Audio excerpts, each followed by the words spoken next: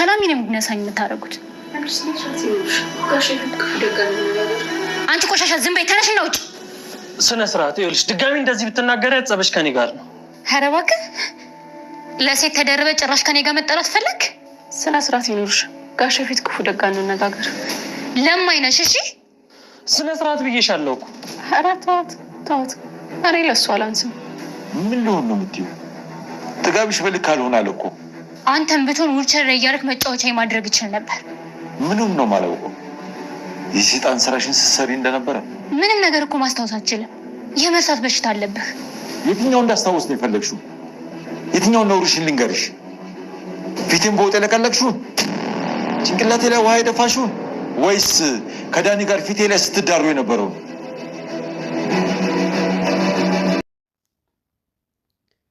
ትሁቴ እንግዲህ ፍቅር እዟታል።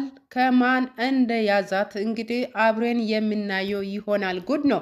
ትልቁ ልጥ እንግዲህ ምንድነው? ትልቁ ብኮ ሊጥ ሆኗል ነው የሚባለው አባባል አለና፣ ሰላም ደህና ስጥልኝ። ውድና እየተከበራችሁ የዲቦራ ቤተሰቦች በሙሉ እንዴት ናችሁልኝ? ዳራ ናችሁ ወይ? በያላችሁበት ሰላም ፍቅር ይሁንላችሁ ያልኩ ዛሬ ትሁት ክፍል 45 ይዤላችሁ ቀርባለሁ ማለት ነው።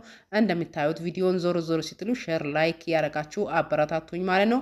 ትሁቴ እንግዲህ እንደምታዩት ፍቅር ይዟታል። መናገር ከብዷታል። ሁሉም ሰው በፊቷ ላይ ሰው እያነበበ ይገኛል። አንቺ ፍቅር እየተያዘ ሰው ትመስያለሽ።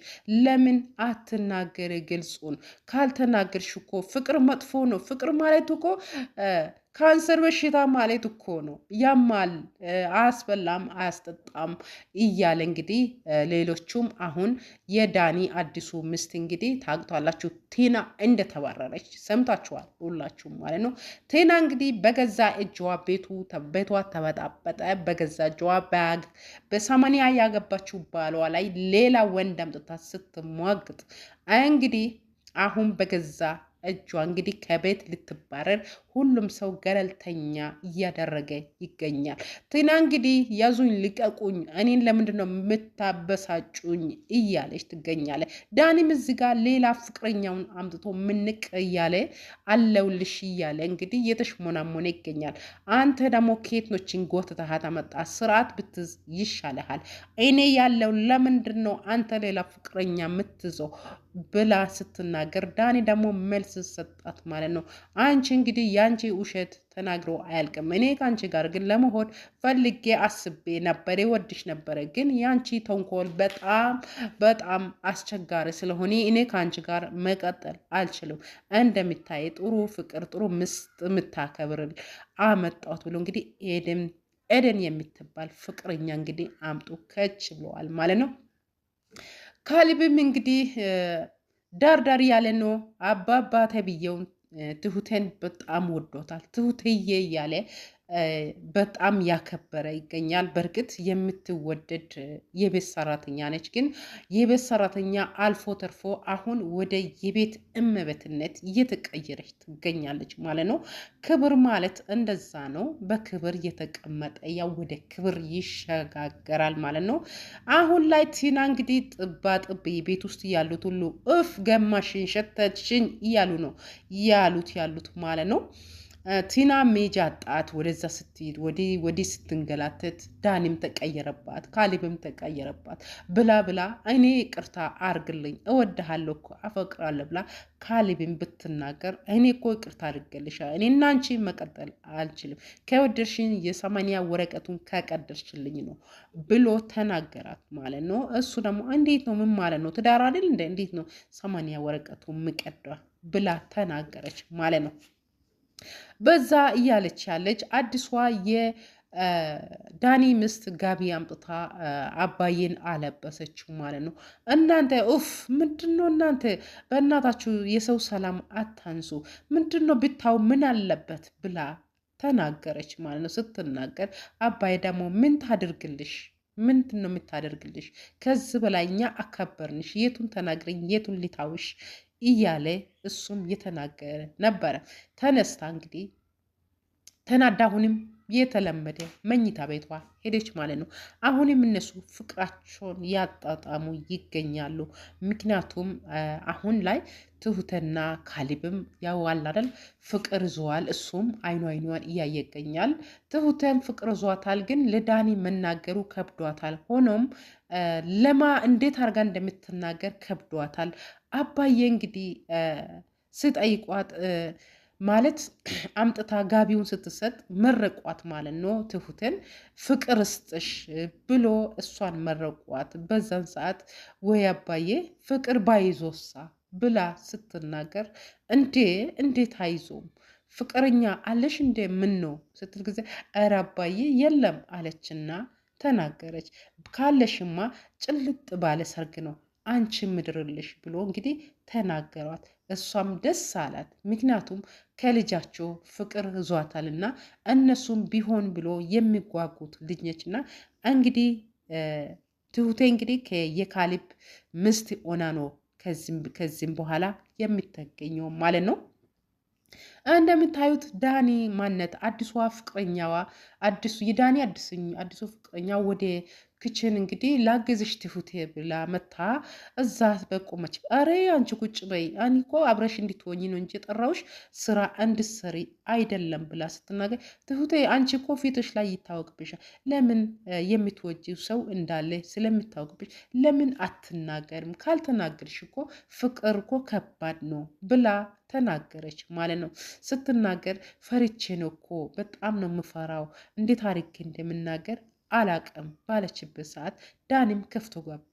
ከፍቶ ሲገባ እናንተ ሴቶች ምንድን ነው ግን እዚህ የምትሾካኩት? ምስጢር ታወራላችሁ ምናምን ብሎ ስናገር አቺ የካሌብ ሚስትም ደማን ነው የዳኒ ሚስት ደግሞ ዳኒ እንግዲህ ትሁቴ ፍቅር ይዟታል፣ ግን መናገር ከብዷታል። ከማን እንደሆነ አናቅም ብላ ተናገረች ማለት ነው። እንዴ መናገር እንዴት ይሁትማ መናገርማ አለብሽ። ፍቅር ይዘሽማ አትቀመጪ፣ ይከብዳል እኮ ያማል። የተረዳ ሰው ያውቃል። ፍቅርን የሚያውቅ ሰው የሚያውቀውና ስለዚህ አፍ እንጂ ብሎ ዳኒም ትሁተ መክሯት ሄደ ማለት ነው።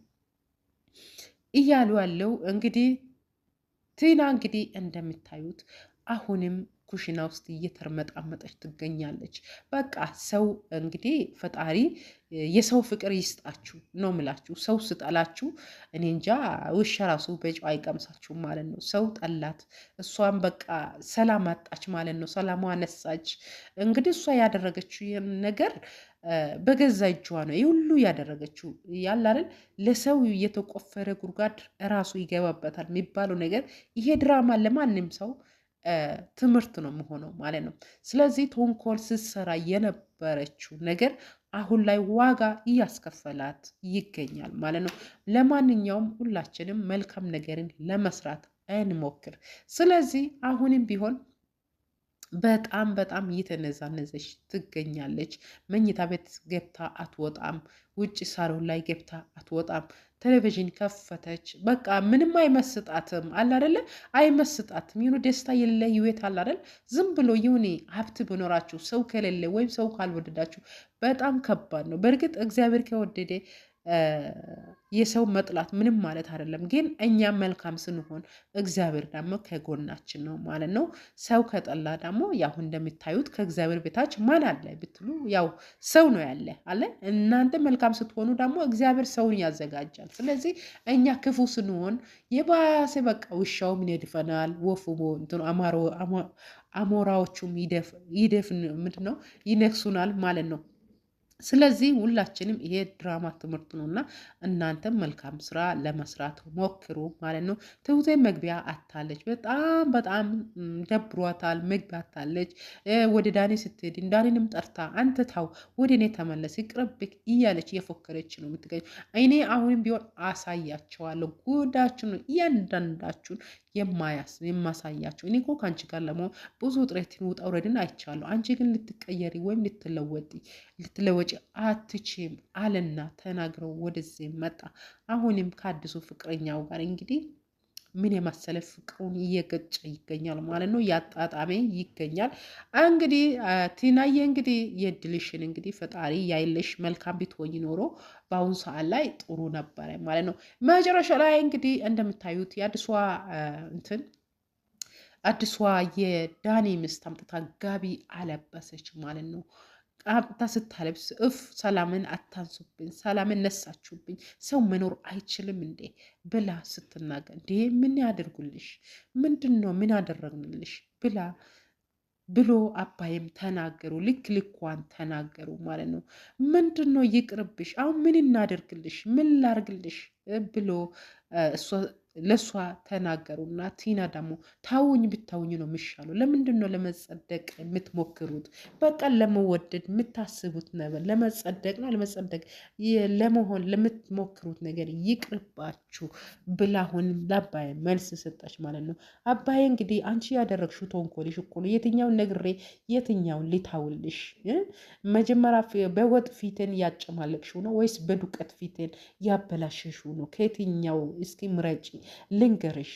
ከዳኒ አጠገብ ማለት ነው። ዳኒ አጠገብ እንግዲህ ሰውየው ያልተናገረ ምንም ዱዳ ነበረ ብሎ ነው እሱ ላይ ካሊብ ማን ነው ካሊብ ከቤት ሲወጣ ከዳኒ ጋር ሲጨፍሩ እየነበሩት ማለት ነው።